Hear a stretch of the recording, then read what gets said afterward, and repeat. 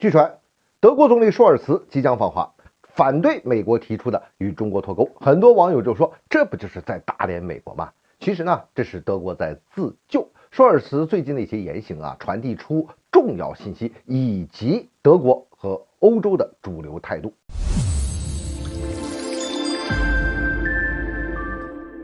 欢迎来到张斌观察。彭博社等外媒就放出风声，说舒尔茨将于11月初访问中国。这个消息呢，还是有待证实的。舒尔茨啊，不久前就在参加柏林机械工程峰会时候，他就批评美国说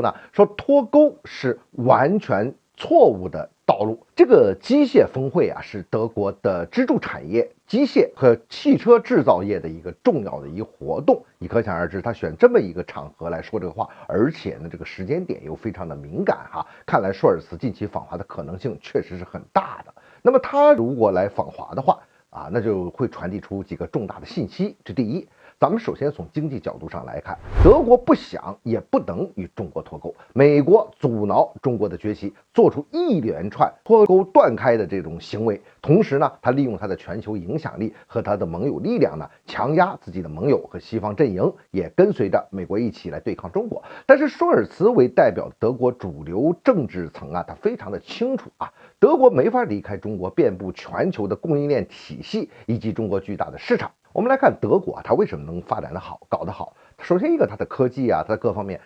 非常的先进。它呢实际上是在传统的制造业方面，它进行了深耕。它依靠这个技术含量比较高的这个制造业啊，你看当时这个默克尔建立了一个所谓的德国模式，就是靠俄罗斯的廉价能源和原材料，以及这个外来移民这个低成本的劳动力，以及中国和欧洲的市场和中国的这个供应链，其中中国的份额是越来越大。曾经做过默克尔财政部长，也担任过一些行政职务的舒尔茨，他知道这个其中的轻重，他知道该怎么弄。但是问题是，现在他国内的政治生态来讲，已经让这些老派的这些政治势力啊，真的是没有太大的空间了。第二，从政治层面上来看哈，这就反映出德国国内政治势头呢在出现一种新的平衡，以绿党为代表的这种意识形态第一极端正确的这种极端力量呢，这一段时间出现了衰弱的情况。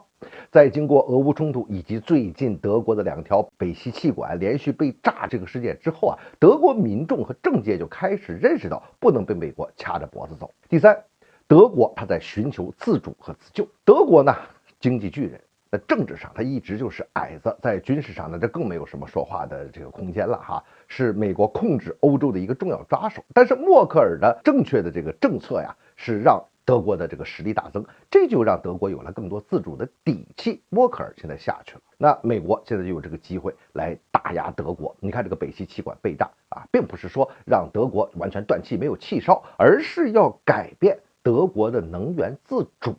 所以在这种情况之下，德国认识到只有尽快的自救，寻求自主，才能生存发展。今日不是常说吗？说这个跪着赚钱啊不丢人，躺平了照样能赚钱，这个简直是太幼稚了。多少事实证明啊，跪一下或者说你直接躺平，你就能来钱了，这根本就不可能。没有独立自主，尤其是政治自主，你能赚到什么呢？啊，美国是明显的在调整在欧洲的政策，德国也在调整它的政策，这个是有利于德国和欧洲的，也是有利于我们的。但是我们也要认清楚这个事情啊，德国和美国的西方价值观、根本的政治立场、核心利益是一致的。德国内部的极端政治势力现在看是有所收敛，可是呢，从长期来看呀，这真是一个它的社会政治生态的主流了呀，这事儿不容乐观。美国钳制的力量有多大，未来也会一步一步的显现出来。德国想自救，想做主，那么能不能做到呢？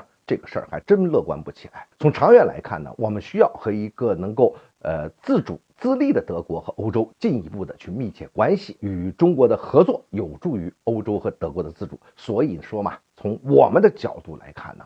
任何事情求人不如求己，我们要有足够的定力，搞好我们自己，自强为本，用自信、开放、包容和更好的方式和德国和欧洲去合作，才能够呢推动健康的世界一体化、国际关系的民主化，这才有利于我们自己，有利于欧洲，也有利于世界。